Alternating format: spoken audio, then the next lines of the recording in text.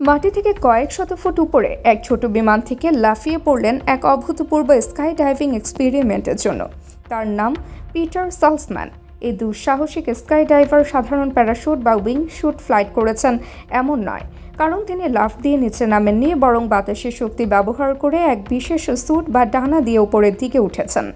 বিশ্বের প্রথম ব্যক্তি হিসেবে কোনো ইঞ্জিন মোটর ছাড়াই একটি উইংস্যুট ফয়েল প্রযুক্তি ব্যবহার করে তিনি বাতাসের প্রবাহে ভেসে থাকতে সক্ষম হয়েছেন। তিনি বলেন, আমি আকাশে ছিলাম এবং বুঝতে পারলাম এই প্রযুক্তিটি সত্যি কাজ করছে। আমি যেন নিজের চোখ বিশ্বাসই করতে পারছিলাম না। এমন এক মুহূর্ত যার জন্য আগে থেকে কোনো প্রশিক্ষণও পুরোপুরি সম্ভব ছিল না, কিন্তু সফল হবার পর তার মুখে ছিল এক বিশাল হাসি যা আজও লেগে আছে। সাধারণ উইংস্যুট ফ্লাইটে যেখানে আপনি বিমান বা উঁচু পয়েন্ট থেকে লাফ দিচ্ছেন, নিরক্ষণে অভিকর্ষের টানে নিচেমুখী হয়ে নামতে থাকে আর শেষে প্যারাশুট খুলে অবতরণ হয়। কিন্তু এই ফ্লাইটটি সম্পূর্ণ ভিন্ন।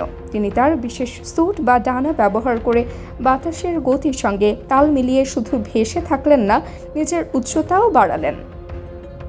টানা 107 সেকেন্ড ধরে আকাশে ভেসেছিলেন এবং এক সময় কোনো শক্তি খরচ ছাড়াই 67 মিটার উচ্চতা লাভ করেছেন।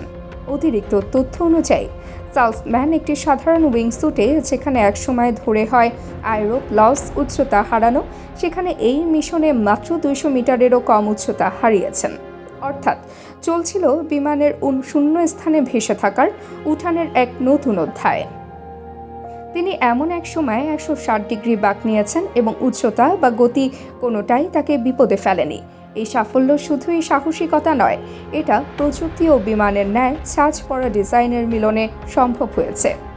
সালসম্যান ও রেড বুল অ্যাডভান্স টেকনোলজিস দলের একটানা বছরের গবেষণার পর তৈরি করেছেন এই বিশেষ উইংস্যুট ফয়েল, যা বাতাসকে ব্যবহার করতে পারে লিফট হিসেবে এবং সাধারণ উইংস্যুটের থেকে একরকম নতুন দিক দেখিয়েছে।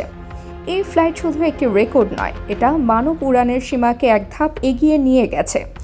আজ আমরা সেই মুহূর্ত দেখব, শুনব ও বুঝতে পারব কিভাবে নিজের শরীর, স্যুট এবং বাতাসের সঙ্গে এক হয়ে পিটার সালসম্যান হয়ে উঠলেন এক উড়ন্ত সাহসিকতা প্রতিমূর্তি। হেডলাইন বাংলাদেশের সঙ্গে থাকুন